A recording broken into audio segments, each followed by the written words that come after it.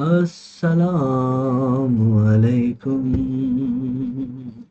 बिना कुछ बोले, बिना आपका हाल चाल पूछे शुरू करते हैं ओजोन लाइसिस मुझे, क्योंकि मुझे पता है आप सब लोग ठीक हैं, मैं भी ठीक हूँ, हम सब ठीक हैं और सब ठीक है। लेकिन एक चीज़ जहन में रखिएगा, दुआ करें कि कोविड-19 जो है वो हमारे सरों से टल जाए और अल्लाह ताला से माफ़ी मांगे, अपने गुनाहों की माफ़ी मांगे। अल्लाह ताला को जो नाराज़ है तो वो मान जाए, वो मान जाएंगे तो हम पर ये बला जो है वो टल जाएगी और हम ठीक हो जाएंगे और पूरी दुनिया ठीक हो जाएगी। ठीक है। दूसरी, पूरी दुनिया को ये पैगाम है कि जो वो जुल्म कर रहे हैं, किसी पर भी जुल्म कर रहे हैं, चाहे वो मुसलमान है या नॉन मुस्लिम्स हैं, उन पर जुल्म कर रहे हैं। वैसे देखा जाए इस वक्त पूरी दुनिया में सबसे ज़्यादा जो जुल्म हो रहा है वो मुसलमानों पर ही हो रहा है। तो अगर पूरी दुनिया के लिए मैसेज है कि भाई आप लोग अगर अगर आप ये जुल्म करना बंद कर देंगे तो ये आप पर भी बला जो है वो टल जाए।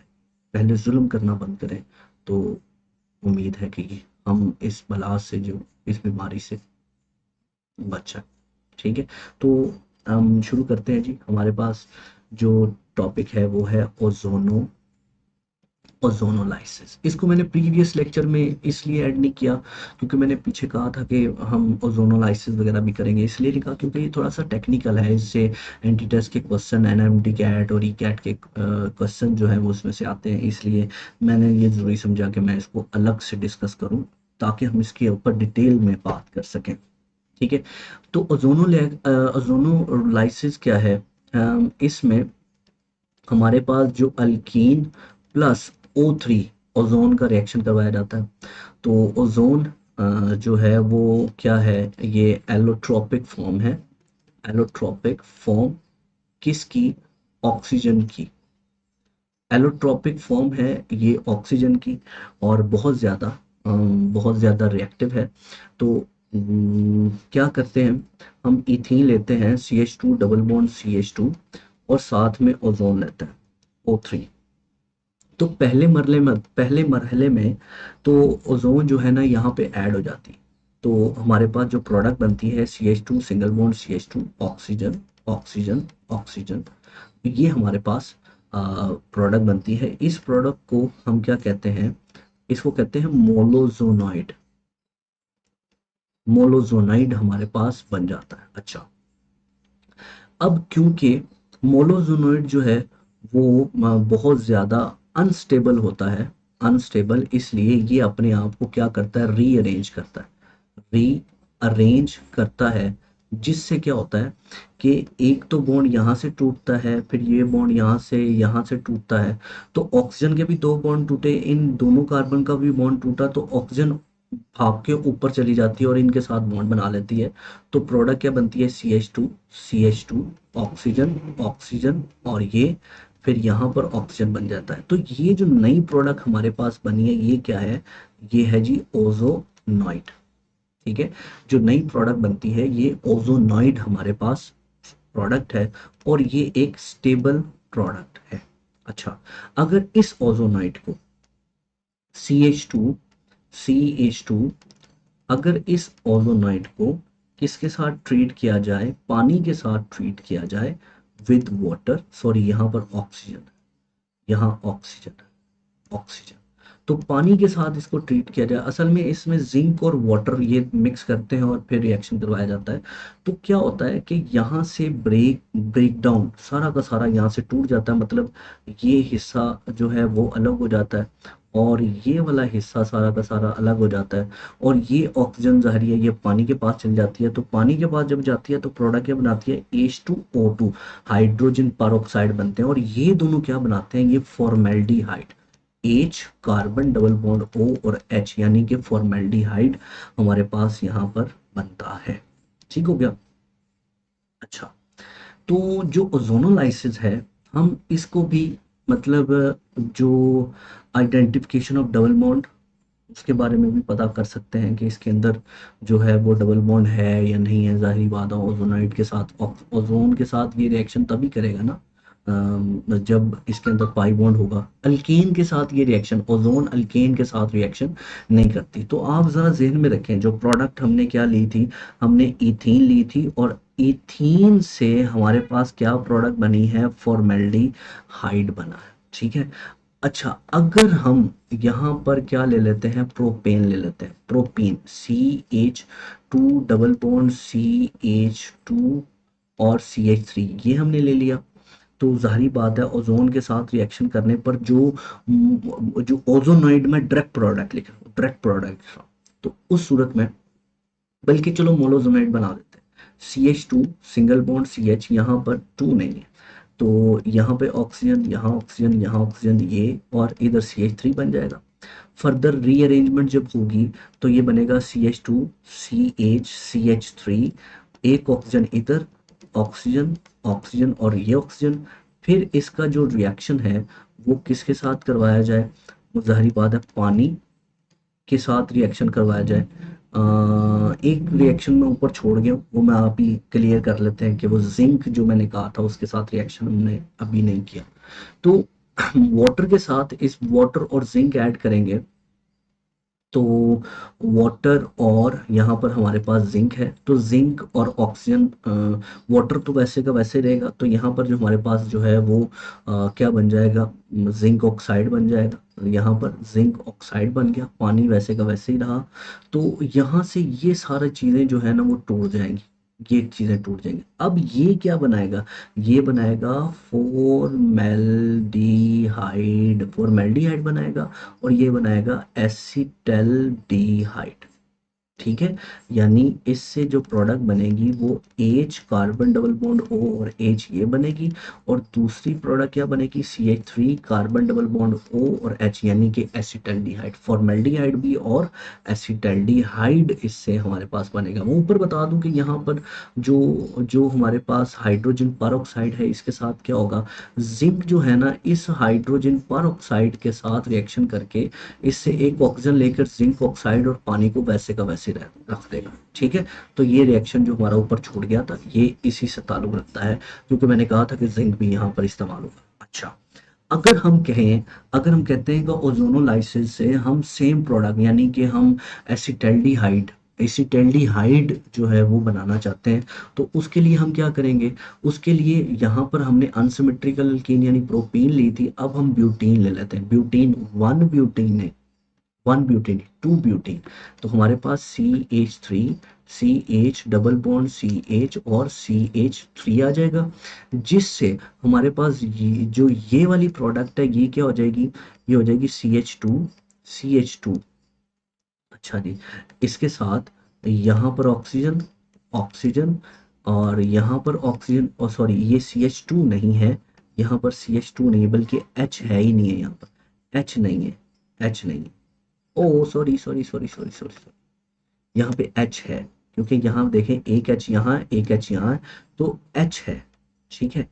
लेकिन यहाँ पर एक एक CH3, एक एक CH3 लगा हुआ है, तो जब ये दोनों ब्रेक होंगे तो इस सूरत में हमारे पास दो एसिटल्डिहाइड जो है वो बनेंगे, दो एसिटल्डिहाइड, और बाकी जो चीज़ें हैं वो तो बनेंगी। अगर आप चाहते हैं कि आपको कीटोन मिले तो क्या करेंगे, तो हम लेंगे CH3 carbon double bond carbon CH3, और यहाँ पर भी CH3 होगा, यहाँ पर भी CH3 होगा। तो देखना ज़रा ये जो प्रोडक्ट है, ये वाली जो प्रोडक्ट है ये क्या बन जाती है, ये बनेगी CH2 तो नहीं है, सॉरी, ऑक्सीजन, C कार्बन नहीं है, यहाँ पर CH3, वो हाइड्रोजन बनाना है ना, तो उस वजह से हमेशा मुंह से हाइड्रोजन ही निकल रही है, तो यहाँ पे भी ऑक्सीजन, यहाँ CH3 और यहाँ CH3 आ जाए, तो जाहिर बात है जो ब्रेकअप होगा, ब्रेकडाउन होगा, ये हिस्सा टूटेगा, ये हिस्सा टूटेगा,